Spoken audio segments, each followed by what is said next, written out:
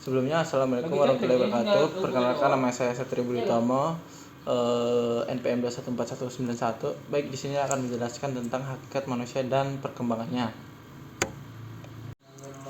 Baik, di sini akan menjelaskan tentang sifat hakikat manusia. Filosofi berarti berdasarkan pengetahuan dan pendidikan dengan akal budi mengenai hakikat segala yang ada, sebab, asal, dan hukum, termasuk teori yang berdasarkan alam pikiran atau suatu kegiatan. Untuk mendapatkan landasan pendidikan yang kukuh diperlukan adanya kajian yang bersifat berdasarkan sistematis dan universal tentang ciri hakikat manusia. Selanjutnya, normatif. Normatif berarti bersifat normal atau mempunyai tujuan atau peraturan pendidikan, mempunyai tugas untuk menumbuhkan perkembangan sifat hakikat manusia sebagai suatu yang bernilai luhur dan hal itu menjadi keharusan. Baik, selanjutnya tentang definisi hakikat manusia. Makhluk yang memiliki tenggak dalam yang dapat menggerakkan hidupnya untuk memenuhi kebutuhan individunya, yang bersifat visional, yang bertanggung jawab atas tingkah laku ekstruktural yang sosial, yang mampu mengarahkan dirinya yang tujuan yang positif maupun pengetahuan dan mengontrol dirinya dan mampu menentukan nasibnya. Makhluk yang dalam proses menjadi perkembangan dan terus berkembang, tidak pernah selesai selama hidupnya. Baik, selanjutnya wajib sifat hakikat manusia. Yang pertama itu kemampuan menyadarkan diri, moral, kemampuan berinteraksi. Selanjutnya rasa kebebasan, kata hati, kesediaan, pelaksanaan dan kewajiban, dan menyadarkan hak, kemampuan bertanggung jawab, kemampuan menghayati kebahagiaan.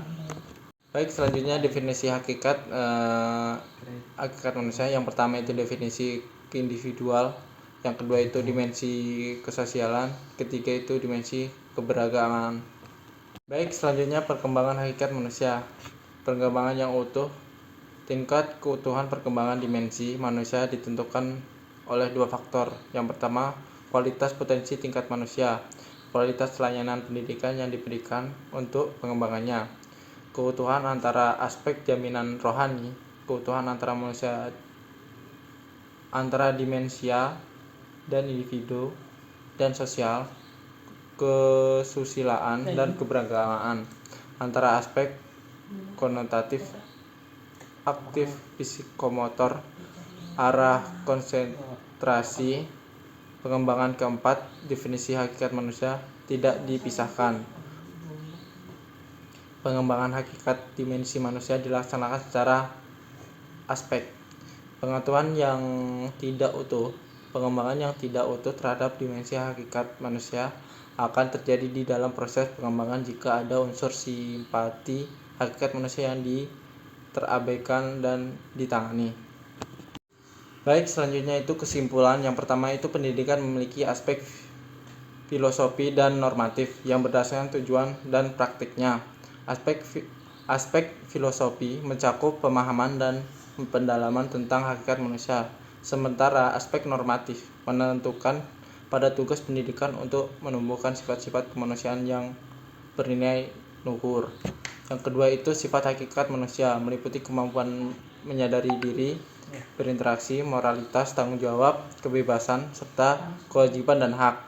Ini menjadi fokus utama dalam pengembangan individu. Yang ketiga itu 4 definisi hakikat manusia. Yang pertama itu keindividual, kesosialisasian, sosialisasi, dan keberagamaan menjadi landasan penting dalam pemahaman manusia secara holistik.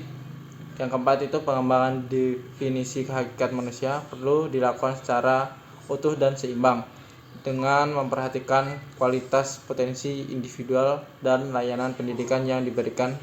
Keutuhan antara dimensi-dimensi tersebut penting untuk mencakup pengembangan yang optimal.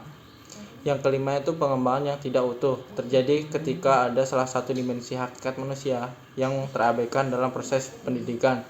Hal ini dapat menghambat perkembangan individu secara menyeluruh.